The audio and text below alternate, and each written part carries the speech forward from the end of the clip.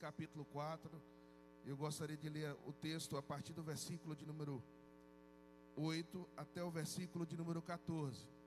Carta do apóstolo Paulo aos Filipenses, capítulo 4, do versículo 8 ao versículo de número 14.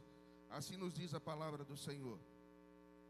Finalmente, irmãos, tudo que é verdadeiro, tudo que é respeitado, tudo que é justo, tudo que é puro, tudo que é amável, tudo que é de boa fama, se alguma virtude há, se algum louvor existe, seja isso que ocupe o quê? O vosso pensamento.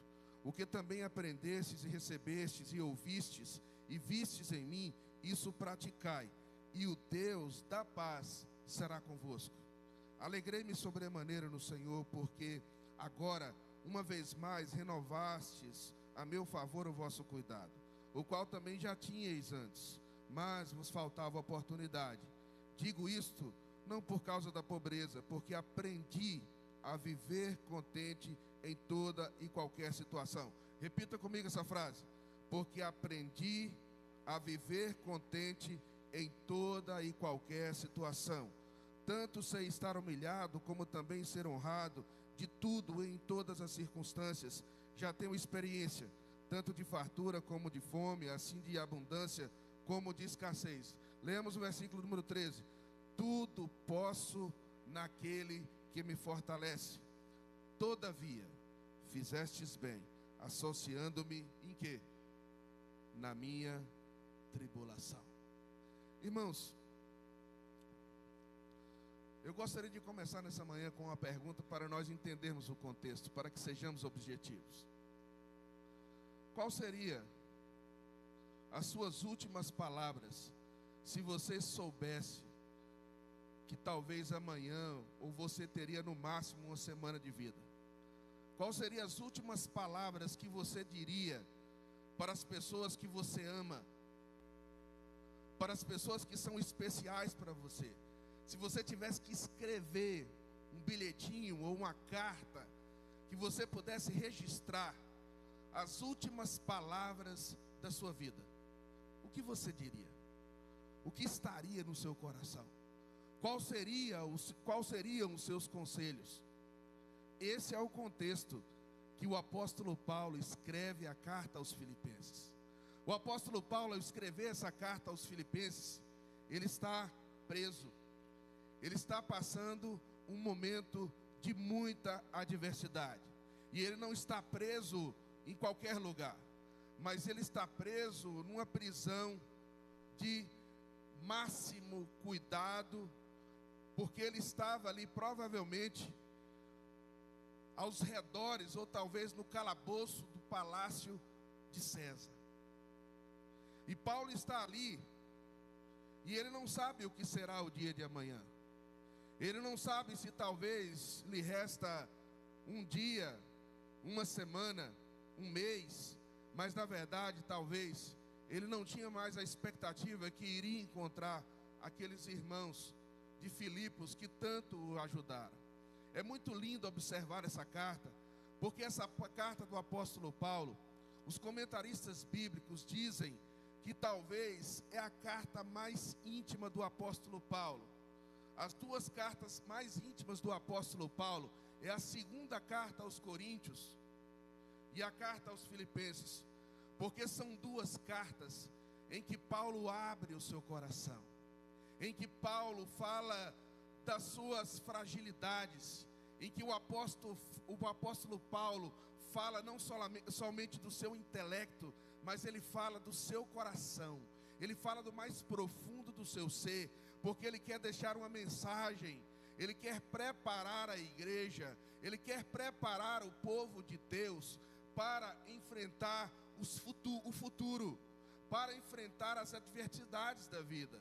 Portanto, esse texto, ele não foi somente para a igreja da época em que o apóstolo Paulo viveu, não é somente para aquele povo aos filipenses, mas essa carta também é para todos aqueles que querem estar preparados para o futuro.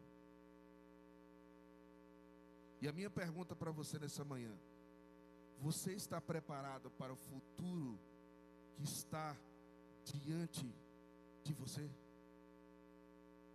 Você está preparado para os desafios que Deus tem colocado na sua vida?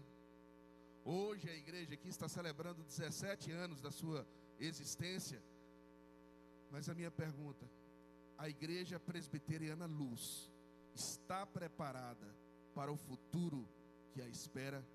E eu gostaria desse texto bíblico rapidamente, que nós pudéssemos observar e pudéssemos pensar juntos em alguns conselhos que o apóstolo Paulo nos dá aqui para uma igreja preparada para o futuro. Em primeiro lugar, irmãos, o apóstolo Paulo vai dar o primeiro conselho. E o primeiro conselho para uma igreja que está preparada para o futuro é uma igreja, irmãos, que medita nas promessas do Senhor. Usando uma expressão um pouco mais moderna, uma igreja que está preparada para o futuro é uma igreja que cuida da sua saúde mental. Uma igreja preparada para o futuro é uma igreja que cuida da sua saúde mental. Observe o que diz o apóstolo Paulo aqui no versículo de número 8. Ele resume muito bem o que ele quer dizer. Ele diz assim: finalmente, irmãos, tudo que é verdadeiro, tudo que é respeitável, tudo que é justo, tudo que é puro, tudo que é amável, tudo que é de boa fama, se alguma virtude há, se algum louvor existe, seja isso o que ocupe o quê? O vosso pensamento. Irmãos, o apóstolo Paulo está falando acerca da estrutura da nossa alma. Ele está falando acerca do nosso compartimento imaterial. Aquilo que nós não temos condições de dimensionar. Qual é a capacidade de armazenamento da nossa alma, do nosso pensamento, do nosso ser. Nós não temos como medir a nossa capacidade de acumular informações, de acumular e de processar as informações que nós recebemos. O apóstolo Paulo não está aqui no texto de alguma maneira dizendo essa capacidade, mas ele está nos mostrando aqui uma coisa muito importante, que é a estrutura do nosso ser. E ele está dizendo que o nosso corpo é um recipiente. Ele está dizendo que ao longo da nossa vida nós vamos acumulando informações, que ao longo da nossa vida nós vamos passando por experiências, e essas experiências vão nos marcando, essas experiências vão nos moldando, essas experiências, irmãos, vão ficando armazenadas no nosso disco duro, né? No nosso armazenamento do nosso ser, da nossa alma, e isso vai impactar diretamente na nossa reação, na maneira como nós nos relacionamos em casa, na maneira como nós nos relacionamos no trabalho, na maneira como nós nos relacionamos na igreja, na maneira como nós nos relacionamos com os nossos amigos, a maneira como nós raciocinamos e tomamos as nossas decisões. E o que o apóstolo Paulo está dizendo é que a palavra de Deus, irmãos, ela é uma espécie de antídoto para depurar e para filtrar todas aquelas coisas impuras que muitas vezes acabam acumulando e trazendo enfermidades da nossa alma e do nosso ser, e que de alguma maneira vão nos impactando de forma inconsciente, que nós nos sentimos tristes, que muitas vezes estamos desanimados, que muitas vezes estamos preocupados, que muitas vezes estamos ansiosos, estamos enfermos da nossa alma.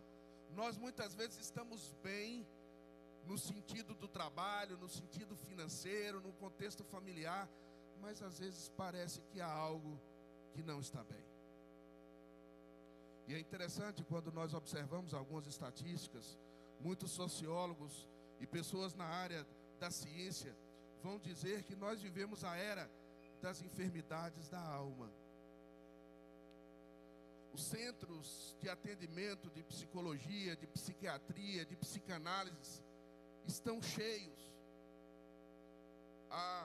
Os centros farmacêuticos estão cada vez mais desenvolvendo medicamentos para tratar essas enfermidades que têm a ver com questões psicológicas, com questões emocionais.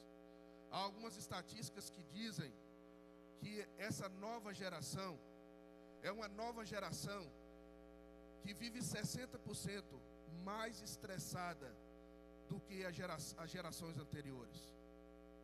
Os nossos filhos, eles vivem 60% mais estressados, mais preocupados e mais ansiosos do que a nossa geração.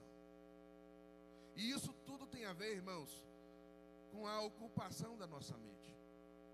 Isso tudo tem a ver com o acúmulo de informações que nós vamos recebendo. E nós precisamos ter entendimento disso. Nós precisamos examinar o nosso coração e ver se talvez nós não estamos sendo impactados pelos meios de comunicação. Porque muitas vezes nós somos impactados por tantas informações que existem nos meios de comunicação. Nós poderíamos citar vários. Nós poderíamos citar as tendências políticas, as ideologias políticas. Nós poderíamos citar as ideologias filosóficas de comportamento.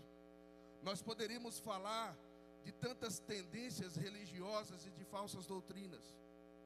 Nós poderíamos falar de muitas vezes as estratégias de marketing selvagem que tentam emplacar e muitas vezes nos colocam em uma bolha em que nós só temos um tipo de informação e às vezes nós somos guiados pelas redes sociais e nós somos impactados por uma tendência de algum canal de televisão ou alguma ideologia que chega e isso vai impactar na vida do seu filho. Isso vai impactar na sua vida conjugal. Isso vai impactar na sua vida empresarial, no seu contexto de trabalho. Mas o que o apóstolo Paulo está dizendo aqui, de que nós temos o remédio, de que nós temos a palavra de Deus. E a palavra de Deus, dentro da nossa perspectiva como igreja presbiteriana, uma igreja reformada, nós somos a igreja da palavra. Nós somos a igreja que cremos que a palavra de Deus é a nossa única regra de fé e contentamento. Mas o apóstolo Paulo aqui no texto, irmãos, ele vai nos dar um outro conselho muito importante. Além de nos dizer que nós precisamos ocupar a nossa mente e buscar uma saúde mental baseada na palavra de Deus, o apóstolo Paulo vai nos falar a importância de um coração agradecido, da gratitude de um coração que está agradecido a Deus. Se você observar o versículo de número 10, o apóstolo Paulo vai deixar isso muito claro. Ele vai dizer o seguinte: alegrei-me sobremaneira em que? No Senhor, porque agora, uma vez mais, renovastes a meu favor o vosso cuidado, o qual já tinhais antes, mas vos faltava oportunidade. Irmãos, se nós observarmos esse texto bíblico, nós vamos ver a gratidão do apóstolo Paulo. E o apóstolo Paulo, apesar de estar sozinho naquele calabouço, apesar do apóstolo Paulo não ter contato físico e talvez não poder ver o rosto daqueles irmãos, e ele vai retratar isso de forma muito interessante quando ele lê o capítulo 1 e ele fala da sua recordação, das lembranças que vem no seu coração, das experiências que ele teve com aquela igreja. Porque quando todas as outras igrejas o abandonaram, a igreja aos filipenses, que era uma igreja simples, não era uma igreja rica, não era uma igreja tão carismática, mas era uma igreja perseverante e generosa. E nos momentos mais difíceis do apóstolo Paulo, ali estava aquela igreja orando e intercedendo. Portanto, o apóstolo Paulo está agradecido, porque apesar dele estar só fisicamente, ele não está só na comunhão. porque ele tem comunhão com a igreja, ele tem comunhão com o povo de Deus, e ele está agradecido, ele está com o seu coração agradecido pela atitude daqueles irmãos, que em meio a muita tribulação, eles não esquecem do apóstolo Paulo, e mesmo correndo grande perigo de vida, eles enviam a quem? Um oficial, um presbítero, chamado Epafrodito. E esse presbítero Epafrodito, ele percorre uma distância aproximadamente de 2 dias, para chegar até onde o apóstolo Paulo está preso, e levar uma oferta, e levar também uma espécie de relatório do que estava acontecendo naquela igreja. Então o apóstolo Paulo recebe aquela oferta, ele recebe aquelas informações, e ele vê a atitude corajosa, a atitude de compromisso e de comunhão daqueles irmãos, de no momento mais difícil do apóstolo Paulo, entender que nas horas mais difíceis da nossa vida, nós precisamos do povo de Deus. Nas horas mais difíceis da nossa vida, nós precisamos entender que Deus não nos fez para vivermos solitários e isolados, mas Deus coloca nas nossas vidas pessoas.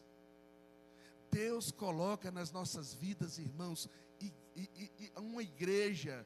Deus provê as nossas necessidades, e o apóstolo Paulo tem a capacidade de reconhecer que mesmo em meio ao sofrimento, mesmo em meio às tribulações, mesmo em meio às lutas dessa vida, o apóstolo Paulo, nas pequenas coisas, ele consegue ver um coração que está comprometido com a sua causa. E tudo isso, irmãos, a resposta de todas aquelas atitudes, aquelas ações daqueles irmãos que fazem pelo apóstolo Paulo, é a gratidão. A gratidão, irmãos, ela nos prepara para nós recebermos as bênçãos do Senhor. O apóstolo Paulo vai dizer no versículo de número 4 desse mesmo capítulo, o versículo de número 6, ele vai dizer assim: não andeis ansiosos de coisa alguma, em tudo, porém, sejam conhecidas diante de Deus as vossas petições, pela oração e pela súplica. De que maneira? Com ações de graças. O que o apóstolo Paulo está dizendo nesse texto? Ele está dizendo assim: não basta clamar, não basta pedir, não basta orar, se a nossa oração, se o nosso clamor, se a nossa petição não é através da atitude correta. Porque se em tudo que nós fazemos não há gratidão em nossos corações por aquilo que Deus está fazendo e está usando outras pessoas, essas orações são em vão. É por isso que o apóstolo Paulo diz: olha, orem, busquem, clamem. De que maneira? Com ações de graças. Com ações de graças. Porque a gratidão, irmãos, ela é um remédio para o nosso coração. A gratidão, irmãos, é uma mensagem não somente intelectual aos nossos intelectos, à nossa mente, mas o que o apóstolo Paulo está nos mostrando aqui é que a gratidão, ela rompe uma barreira. Ela rompe a barreira da teoria e ela passa a encarnar a mensagem na prática. Porque como é bom ver uma igreja que não somente recebe, como é bom ver uma igreja que não somente ouve, como é bom você ver uma pessoa agradecida, você ver a atitude de gratidão de uma pessoa que serve, que faz o que faz, mas não por obrigação e não para ganhar algum mérito, mas faz por quê? Por gratidão. E o verdadeiro crente em Cristo Jesus, e parte da centralidade do Evangelho, é quando nós entendemos que nós não podemos fazer nada para adquirir a nossa salvação. Que a nossa salvação, como disse o pastor, ela não é de graça, porque ela custou muito caro, ela custou o preço do sangue e da vida de Jesus que foi derramada naquela cruz, e que se entregou por nós, então a nossa vida não é de graça, mas a nossa salvação, ela é pela graça. Então nós não adquirimos algum mérito, ou nós não adquirimos a nossa salvação por aquilo que nós fazemos. Mas o verdadeiro crente que entendeu o Evangelho, ele faz tudo o que faz como uma resposta de gratidão. E é isso que o apóstolo Paulo está dizendo nesse texto. Ele está dizendo que uma igreja que está preparada para o futuro é uma igreja agradecida. Infelizmente, há muitas igrejas nos nossos dias onde os crentes deixaram de ser servos e passaram a ser consumidores.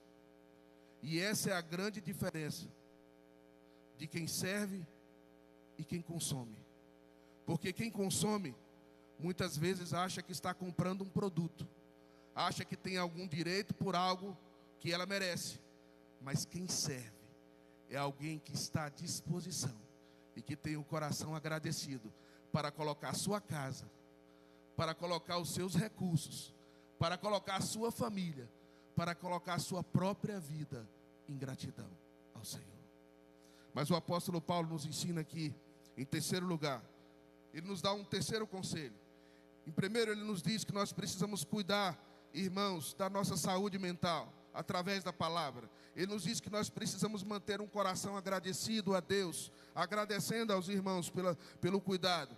Mas ele nos mostra aqui um terceiro elemento muito importante nesse texto, que é o contentamento na tribulação. O contentamento na tribulação. Olha o que o apóstolo Paulo vai dizer no versículo de número 11 e 12. Ele diz assim: digo isto, não por causa de quê? Da pobreza, porque aprendi a viver de que maneira? Contente em toda e qualquer situação. Tanto sei estar humilhado, como também ser honrado em tudo e em todas as circunstâncias.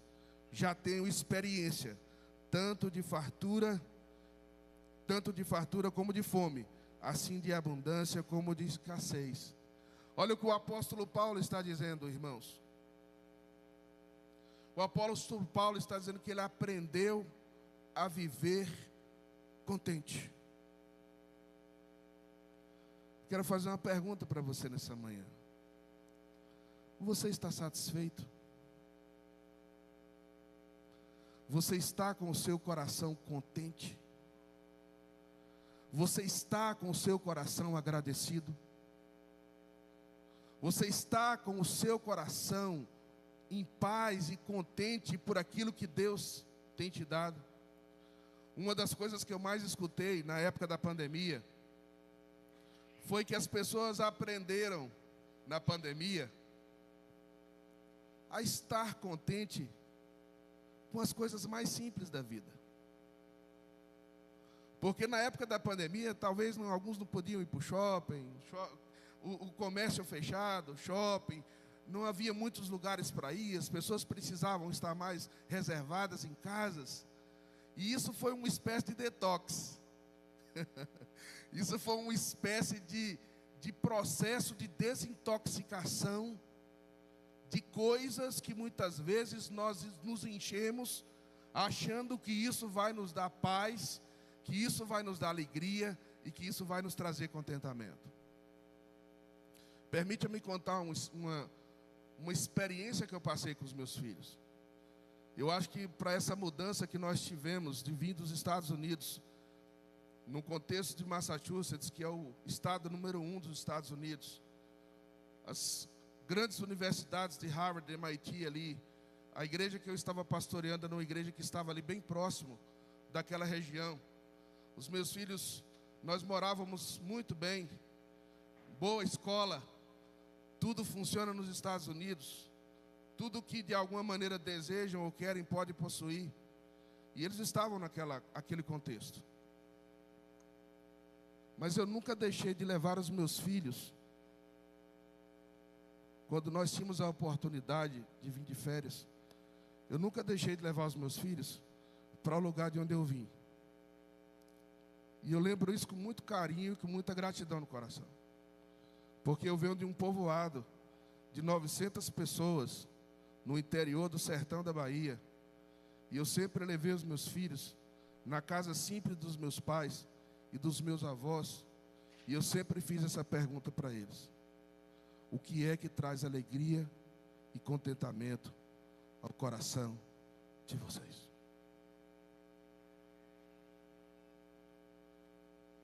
Isso não é um exercício simples. Esse é um grande desafio que nós precisamos entender. Porque muitas vezes as nossas decisões profissionais, muitas vezes as nossas decisões conjugais, muitas vezes as nossas decisões de criação dos nossos filhos são moldadas não pelos princípios da palavra de Deus, mas são moldadas por princípios mundanos que não trazem contentamento e não trazem satisfação aos corações. E o que eu tenho dito para os meus filhos é o seguinte: a única coisa, meu filho, que pode te trazer contentamento e paz nessa vida é o Evangelho de Jesus Cristo. Nós cantamos aqui, Cristo aonde? No centro. Isso não é uma coisa que a gente precisa só cantar, mas isso é uma coisa que a gente precisa encarnar e colocar isso como um estilo de vida. E eu estou falando isso aqui para vocês por algo muito importante que o apóstolo Paulo está dizendo aqui. O apóstolo Paulo é muito humilde.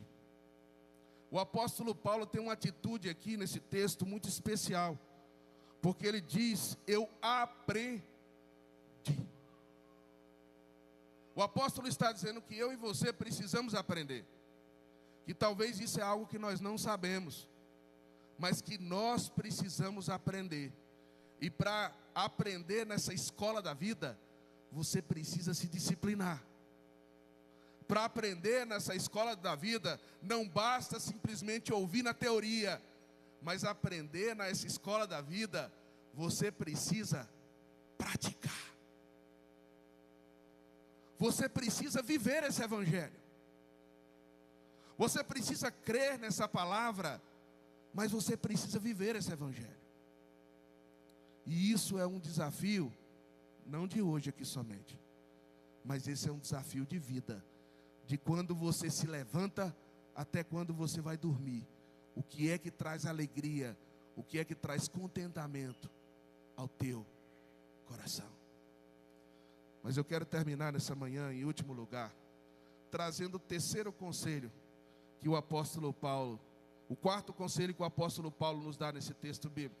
Em primeiro lugar, o apóstolo Paulo fala da importância de nós cuidarmos da nossa saúde mental, do nosso coração, de nós termos uma atitude de gratidão diante de Deus. Ele fala aqui da importância de nós estarmos contentes, mesmo diante das tribulações, das lutas dessa vida, independente das circunstâncias.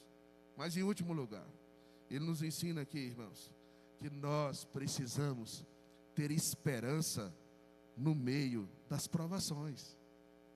Nós precisamos ter esperança no meio das lutas dessa vida.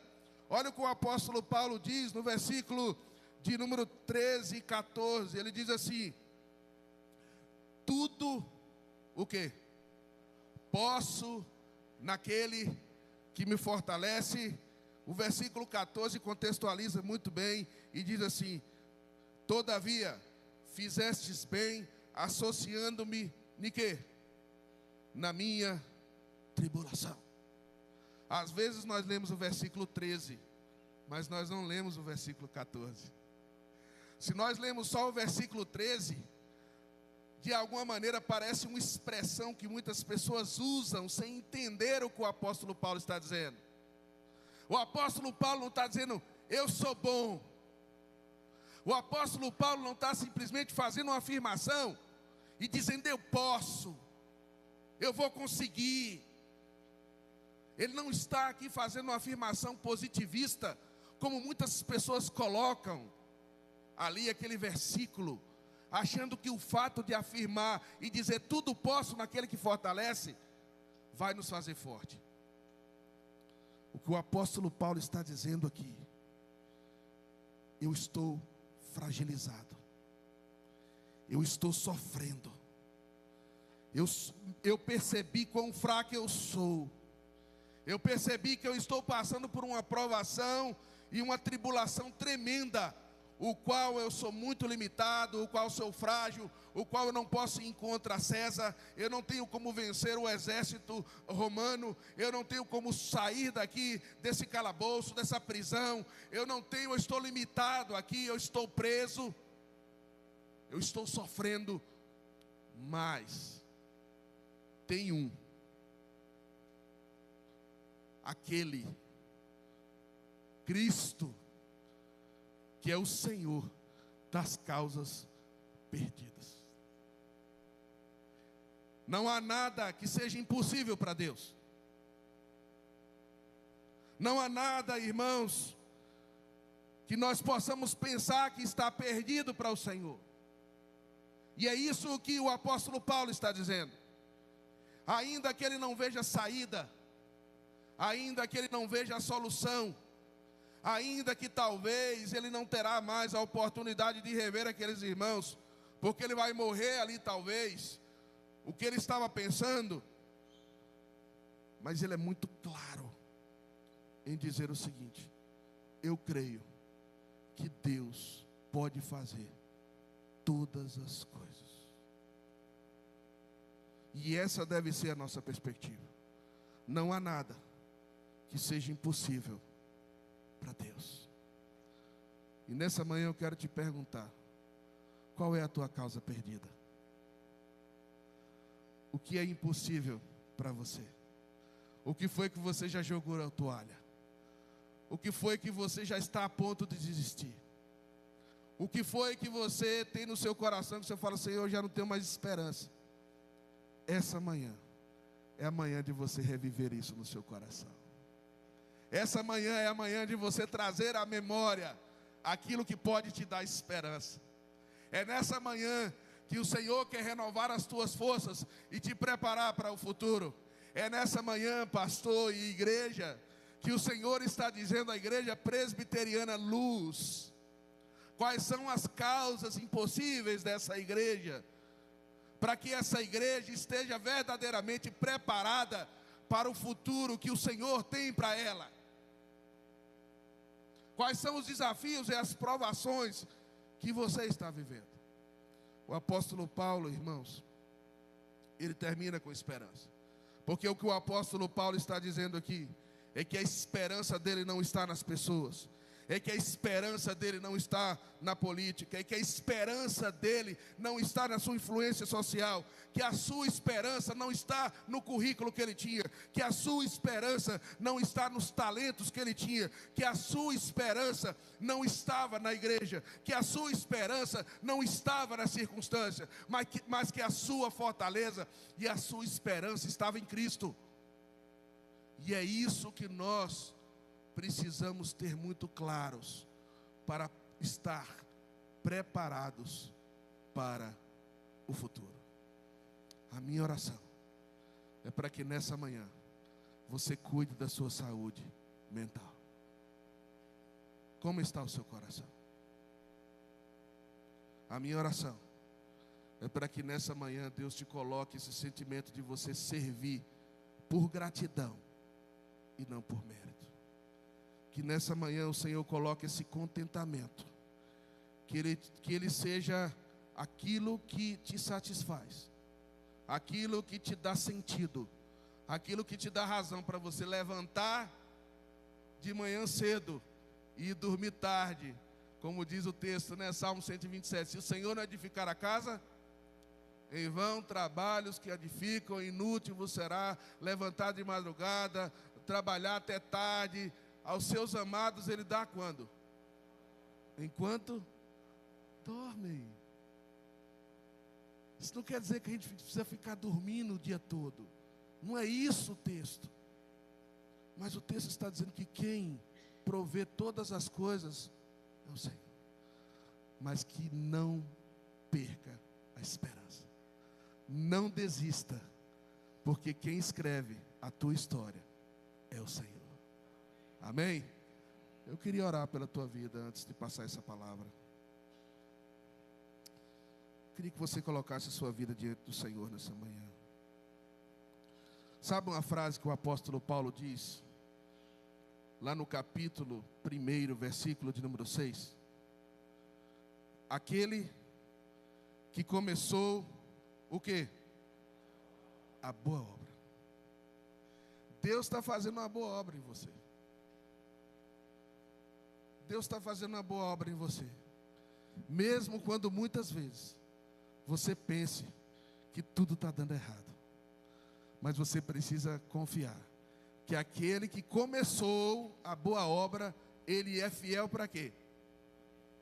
Para completar. Fique em paz. Ele vai completar nessa manhã para a glória dele. Olhe para o seu irmão do seu lado e diga assim: o Senhor vai completar a obra que ele começou nas nossas vidas.